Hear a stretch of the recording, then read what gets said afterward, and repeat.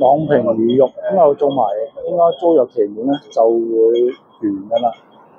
咁就可能揾地方啦，或者退休唔出奇嘅。咁我想食嘅朋友咧，趁早啦過嚟試一試。咁今次咧就買咗一個朗屏嘅魚肉湯啊，咁即係魚肉菜啦，其實咁亦都係跟咗個辣菜譜。咁佢有唔辣嘅菜譜嘅，咁如果話大家又想食菜譜，又唔食得辣嘅咧，可以揀唔辣嘅。嗱，見到有底嗰度有好多菜啦，咁啊魚肉都幾滿下嘅。咁啊當然啦，佢個菜佔咗一半啦。咁啊試下啖湯頭清唔清先啊？應該就好清啲魚肉味嘅，試下先。好清甜，魚肉一如既往咁啊靚啦。咁有40蚊，呢個都係我大嘅，因為佢爭8蚊其實，咁你食得32蚊就唔爭咗8蚊整個大嘅啦，除非真係食唔落嘅啫。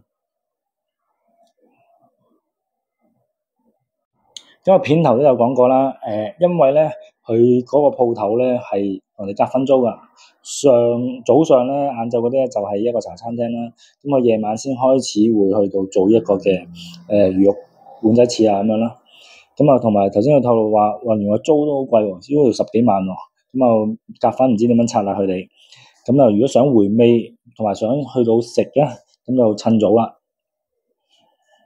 咁有問過老闆會唔會揾地方做嘅？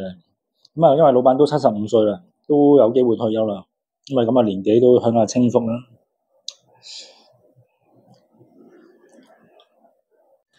咁啊食下咧，咁啊收翻頭先嗰句，佢生菜咧應該係冇佔呢一個嘅1/3，係1/4到啦。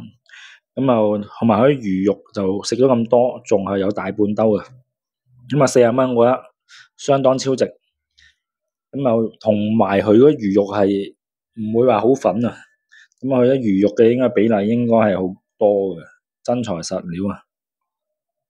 咁今日嘅視頻咧到此為止，咁記住 like、subscribe 啊，下次為大家分享更加多嘅影片，拜拜。